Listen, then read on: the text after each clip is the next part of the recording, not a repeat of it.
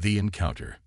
The vast emptiness of space stretched before the Valeran scout ship Astral Wing, its crystalline hull refracting starlight into patterns that would have been mesmerizing to anyone not accustomed to them.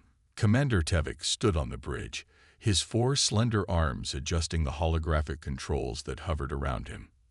The commander's iridescent scales shifted from deep blue to violet as he studied the anomalous readings on the main display.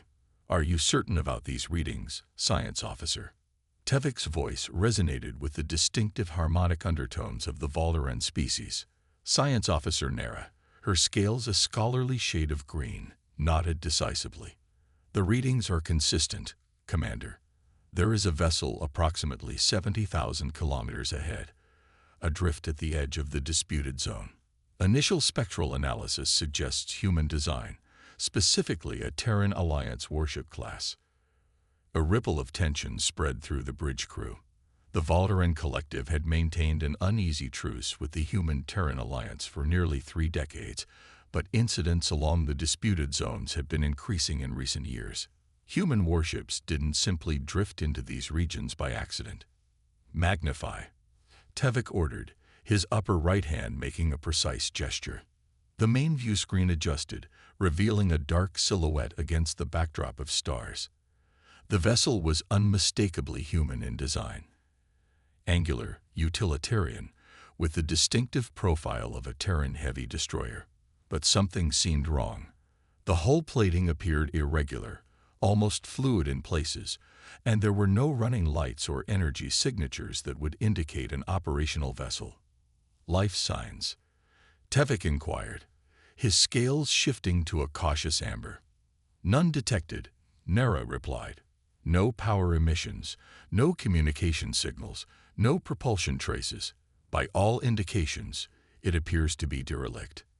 Navigation Officer Velik, his scales a pale blue, looked up from his station. "Commander, there are no registered distress calls from Terran vessels in this sector. According to protocol, we should report this and move on." Tevik considered this advice. The prudent course would indeed be to log the discovery and continue their patrol.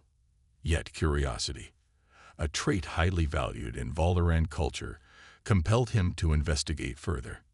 "Bring us within comprehensive scanning range," Tevik decided. "Passive sensors only." The Astral Wing glided forward, its crystalline drive emitting barely a whisper of energy as they approached the mysterious vessel. As they drew closer, the details of the human warship became clearer, revealing peculiarities that defied easy explanation. "Commander," Nara called, her scales flashing with concern, "I'm detecting unusual material properties in the hull. The molecular structure appears to be in a state of constant microfluctuation. This doesn't match any known human technology in our database." "Could it be experimental?" Tevik asked. "Possibly," Nara admitted, "but the energy requirements for such technology would be enormous. And yet I'm detecting no power source." Weapons Officer Soren, his scales a vigilant red, tensed at his station. "Commander, this could be a trap. The humans have employed deception tactics before." Tevik weighed his options. In his 67 cycles of service, he had learned to balance caution with the pursuit of knowledge. "Proceed with a Level 3 diagnostic scan," he ordered. "If there's any change in the vessel's status, terminate immediately." The scan beams projected from the Astral Wing, enveloping the human ship in an invisible lattice of energy. For nearly 40 seconds, the bridge remained silent as data streamed back to their systems. Then everything changed. "Energy surge," Nara shouted, her scales pulsing rapidly between green and white. "The human vessel is activating." Across the surface of the warship, lines of blue-white light began to appear, tracing patterns that resembled neural pathways more than conventional circuitry. What had seemed to be standard weapon ports began to reconfigure, transforming into structures of unknown purpose. "Scan complete," announced the ship's AI in its melodious voice. "Results indicate technology beyond established Terran Alliance capabilities." "Explain," Tevik demanded, feeling the first flickers of genuine alarm. The vessel contains an unknown power source with output exceeding theoretical limits by a factor of 37.4, the AI continued. Internal structure is in a state of quantum flux. Matter appears to be transitioning between defined states in controlled patterns. Soren's hand moved toward the weapon's controls. Commander, we should retreat immediately and alert the collective defense force. Before Tevik could respond, Communications Officer Licia interrupted. Commander, we're receiving a transmission from the vessel. That's impossible. Soren objected.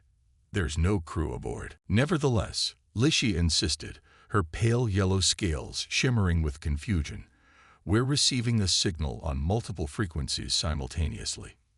Tevik straightened his posture. Put it through. What emerged from the speakers wasn't a voice in any conventional sense. It was a series of tones, mathematical in structure, almost like. That's our scan pattern, Nara whispered in horror. It's echoing our scan back to us, but modified. The lights on the bridge flickered, and every screen on the astral wing momentarily displayed the same symbol, a geometric pattern that seemed to fold in on itself in impossible ways. We've been compromised, Soren shouted, his scales flaring bright crimson. Something's accessing our systems. Initiate security protocol Zeta 9, Tevik ordered. Cut all external connections, but it was too late. The ship's crystalline drive pulsed once then dimmed to emergency levels. Environmental systems switched to backup power. And on the main view screen, the human warship began to move, not with conventional propulsion, but as if space itself were carrying it closer. Commander, Nara said, her voice barely audible. The scan results. I've never seen anything like this. The ship isn't just a vessel. It's transforming. Into what? Tevik asked. Before she could answer, a new message came through their communication system, this time in perfectly translated Valoran. You have awakened the Vanguard. Stand by for interface. The human warship had now closed the distance between them, its hull rippling like liquid metal as it extended structures that resembled docking arms toward the astral wing. Where the two vessels touched, the materials seemed to merge seamlessly, creating a perfect seal. They're boarding us, Soren said, drawing his particle pistol. No, Nara corrected, staring at her scanner in disbelief. They're connecting with us. A section of the astral wing's bridge wall began to shimmer and distort. Matter rearranged itself, forming an archway where none had existed before. Through this impossible doorway stepped a human figure, a woman in a uniform unlike any Terran Alliance design on record. Her dark hair was pulled back severely, highlighting sharp features and eyes that glowed with the same blue-white energy that coursed through the warship. I am Captain Ilara Ming of the Terran Quantum Vanguard, she announced, her voice carrying an unusual harmonic quality similar to Valoran speech patterns. Your scan has triggered our defensive protocols, but also confirmed you as a species of interest. Tevik stood his ground, even as Soren and the security team aimed their weapons at the intruder. How did you board our vessel? This technology defies physical laws as you understand them. Ming completed his thought with a slight smile. Yes, that's precisely why we're here. She raised her hand, and a holographic display materialized in the air between them, showing what appeared to be a three-dimensional map of the galaxy. Hundreds of points pulsed with ominous red light, spreading like a contagion through the spiral arms. Your scientists have already detected the quantum anomalies at the edge of your territory, Ming said, but you don't yet understand what they represent. We do. And what we've learned has forced humanity to evolve beyond what you thought possible. What are these anomalies? Nara asked, scientific curiosity overcoming her fear. Ruptures, Ming answered, her glowing eyes fixed on the hologram. Tears in the fabric of reality caused by a force that exists outside conventional spacetime. We encountered them first, 17 years ago. What followed nearly destroyed us. The hologram shifted, showing images that seared themselves into Tevik's mind. Human cities being unmade, matter dissolving into patterns of light that were then extinguished, leaving nothing behind. You've been at war, Tevik realized. Not war, Ming corrected. Extermination. And now the same force is approaching your worlds, which leaves us with a choice. Continue our species' rivalry and perish separately, or share what we've become and face the threat together. As if responding to her words, the human warship pulsed with energy. Through the viewscreen, Tevik watched in astonishment as the vessel's structure became fully fluid, revealing glimpses of technology that defied comprehension. Machinery that seemed alive. Systems that operated on principles no Valoran scientist had ever conceived. What have you done to yourselves? Tevik whispered. Captain Ming's expression remained impassive, but something like sorrow flickered in her glowing eyes. What was necessary for survival? The question is, are you willing to do the same? The convergence. The boarding party from the astral wing moved cautiously through the corridors of the human vessel, led by Commander Tevik himself. Despite objections from his security team, Tevik had insisted on seeing this unprecedented technology firsthand. Captain Ming walked beside him, her movements fluid yet somehow mechanical, as if she were both more and less than human.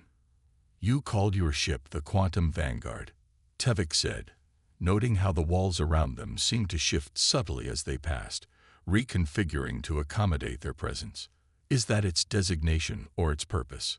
Both, Ming replied. This vessel represents the first generation of quantum-integrated defense systems. Part machine, part biological entity, part. She hesitated, something else entirely. Science Officer Nera moved close to one wall, her scanner working furiously to analyze its composition. The molecular structure is in constant flux, yet maintaining perfect cohesion. This violates several fundamental laws of physics. Your laws are incomplete, Ming stated without arrogance, merely as fact. Just as ours were before the emergence. The corridor opened into a vast chamber that should have been impossible within the external dimensions of the ship. At its center floated a structure that defied easy description. Part crystal, part machinery, pulsing with the same blue-white energy that seemed to permeate everything aboard. The quantum core, Ming explained. The heart of the Vanguard, and the interface through which we communicate with it. You speak as if the ship were sentient, Weapons Officer Soren observed, his scales still a wary crimson. Ming turned her glowing eyes toward him. Not sentient in the way you or I are conscious. It exists simultaneously across multiple quantum states, perceiving reality in ways we cannot fully comprehend. We don't control it so much as synchronize with it. As if in response to her words, the quantum core pulsed brighter, and the chamber around them reconfigured.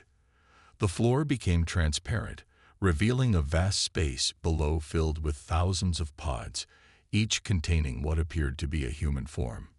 Your crew? Tevik asked.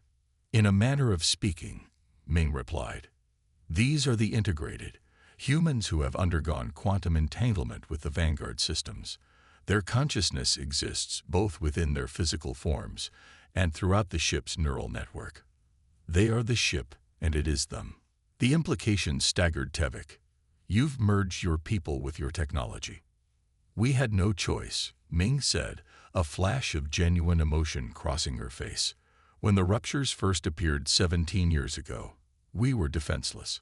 Conventional weapons had no effect against entities that existed partly outside our reality. We lost 3 billion lives before we understood what we were facing. The core pulsed again, and a section of the floor rose up, forming a platform that carried them down into the vast chamber of pods. As they descended, some of the pods nearest to them became transparent, revealing their occupants. Each human inside had the same subtle modifications as Ming. A metallic sheen to their skin, a series of light beneath the surface, and that same otherworldly glow to their closed eyes. The emergence began as a desperate experiment, Ming continued. Dr. Sanjay Kapoor theorized that if we couldn't fight these entities with physical weapons, perhaps we could evolve to exist partially in their state of reality. The quantum integration process was dangerous, unstable. The first volunteers suffered greatly. Her voice carried a weight of memory that made Tevik believe she had been among those pioneers. But it worked, he surmised.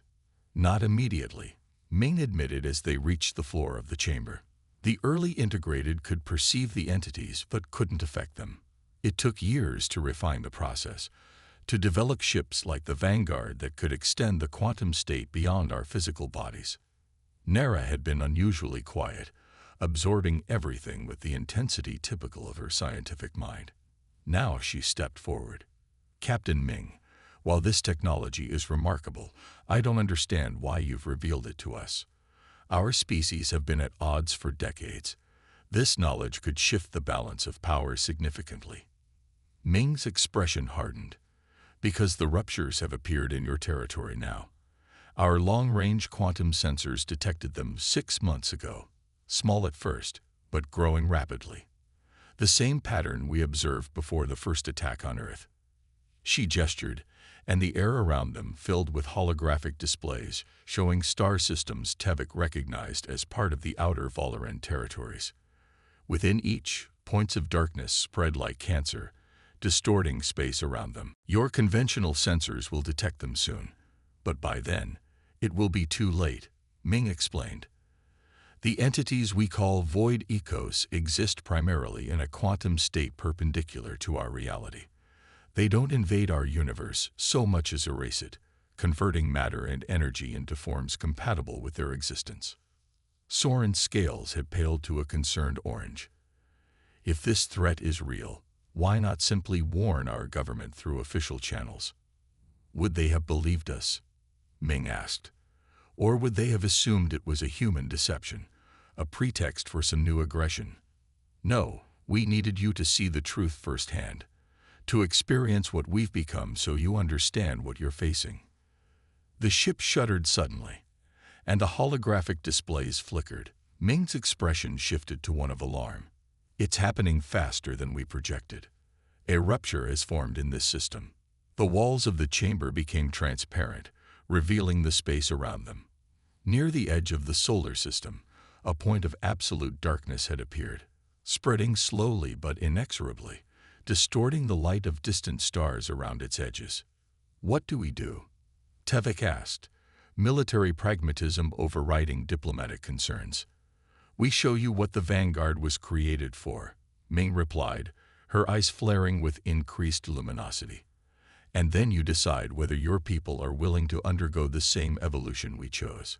She stepped onto a circular platform at the center of the chamber, directly beneath the quantum core. As she raised her arms, energy flowed from the core into her body, the traceries of light beneath her skin glowing with increasing intensity. Throughout the chamber, pods began to activate, the humans inside awakening in perfect synchronicity. Initiating quantum convergence, Ming announced, her voice now layered with harmonics that resonated through the ship. Preparing for dimensional shift. The Vanguard's structure began to transform more dramatically than before. Walls dissolved, internal spaces reconfigured, and the very matter of the ship seemed to vibrate at frequencies that made Tevik's vision blur. Around them, the awakened humans moved to various stations that formed and reformed as needed, their movements perfectly coordinated like cells in a single organism. What you're witnessing, Ming explained, her voice somehow calm despite the energy coursing through her, is the Vanguard shifting partially into the same quantum state as the void echos. In this state, we can interact with them directly. Through the transparent hull, Tevik watched as the ship's external structure transformed completely. The angular warship design dissolved, replaced by a configuration that hurt his eyes to look at directly. A geometric impossibility that seemed to fold through dimensions he couldn't perceive. The Vanguard moved toward the rupture, not through conventional space, but in a way that suggested it was traversing some other medium entirely. As they approached the darkness, Tevik saw that it wasn't simply a void.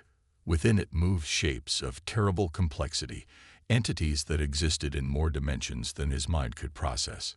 Quantum weapons engaged, announced one of the integrated humans, his voice carrying the same harmonic qualities as Ming's. Targeting void echo central mass. From the transformed vanguard erupted not beams or projectiles, but patterns of light that seemed to write themselves into the fabric of reality. Where these patterns intersected with the darkness, the void echoes recoiled, their multi-dimensional forms convulsing in what might have been pain. The mathematics of existence, Ming explained, seeing Tevik's bewilderment. We're essentially rewriting the quantum states they're attempting to impose, forcing conformity with our reality instead of theirs. The battle, if such an asymmetrical confrontation could be called that, lasted less than 3 minutes. The rupture contracted, the darkness folding in on itself until it vanished entirely. The strain on the vanguard was evident. Energy fluctuations rippled through the ship, and several of the integrated humans collapsed at their stations. As the ship began to revert to its more conventional form, Ming stepped down from the platform, the glow in her eyes dimmer than before. "That was a minor incursion," she said, fatigue evident in her voice. "A scout, just like your vessel. The real invasion will be considerably more challenging." Tevik studied the human captain carefully. "You need our help," he realized. "Despite this remarkable technology, you don't have enough ships or integrated humans to face this threat alone." "No," Ming acknowledged. "We have 12 Vanguard-class vessels operational. Our projections indicate we would need at least 50 to effectively combat a full-scale emergence." Nara looked up from her scanner, her scales a troubled purple. "The physiological changes in your people, they're extensive. Neural restructuring, cellular modification at the quantum level. The process must be traumatic." "It is," Ming confirmed quietly. "The integration process has a 43% survival rate, and those who survive are forever changed. We can never return to what we were, but the alternative was extinction." Tevik felt the weight of this revelation settle upon him. "And now you're offering us the same choice." "We're offering you the truth," Ming corrected, "and a potential path to survival. Our scientists have refined the process over the years. We believe with Valoran physiology, the survival rate could be significantly higher. Your natural quantum sensitivity gives you an advantage we didn't have." She gestured, and a new hologram appeared, showing a timeline of rupture appearances throughout both human and Valoran space. The progression was clear and alarming, increasing in frequency and scale, with a massive convergence projected within 8 months. "This is why we positioned the Vanguard where you would find it," Ming admitted. "We needed a species with both the technological capability to detect our quantum signatures and the cultural inclination to investigate rather than attack. Your reputation for curiosity served our purpose." Soren's scales flashed with indignation. "You manipulated us." "We selected you," Ming countered. "There's a difference. The choice of what to do with this knowledge remains entirely yours." Tevik considered the implications carefully. In a single day, everything he thought he understood about humanity, about his own species' place in the galaxy, had been upended. The threat these void echoes posed seemed genuine. The demonstration had been too convincing to dismiss as elaborate deception. "I will need to report this to my government," he said finally. "They must be given all the information to make an informed decision." "Of course," Ming agreed. "But understand that time is not on our side. The ruptures are appearing with increasing frequency. Within 2 months, they'll be visible to conventional sensors throughout Valoran space. Once that happens, panic is inevitable." She approached Tevik directly, her glowing eyes meeting his 4-faceted gaze. "Commander, your people stand at the same crossroads humanity faced 17 years ago. You can cling to what you are and face extinction, or you can evolve and survive, changed but alive. The Quantum Vanguard represents humanity's answer to that question. We await yours." As the Valoran delegation prepared to return to the Astral Wing, Ming provided them with quantum-encrypted data containing everything humanity had learned about the void echoes and the integration process. The ships disengaged, the strange material connection between them dissolving as seamlessly as it had formed. From the bridge of the Astral Wing, Tevik watched the Vanguard begin to phase partially out of conventional space, preparing to return to whatever hidden base the humans had established. "Commander," Nara said quietly beside him, "if what they show us is true, this changes everything. Not just our understanding of physics or biology, but the very nature of our existence." "I know," Tevik replied, his scales shifting through a complex pattern of colors that reflected his troubled thoughts. "And I suspect that was precisely their intention." As the quantum vanguard disappeared from conventional sensors, leaving only quantum traces that would soon fade, Tevik contemplated the human captain's final words to him. "Remember, Commander, evolution isn't a choice between remaining what you are or becoming something else. It's a choice between adaptation and extinction. We hope to meet you on the other side of that choice." The astral wing turned toward Valoran space, carrying a message that would forever alter the course of galactic history, and perhaps, if Captain Ming's warning proved true, determine whether history itself would continue at all.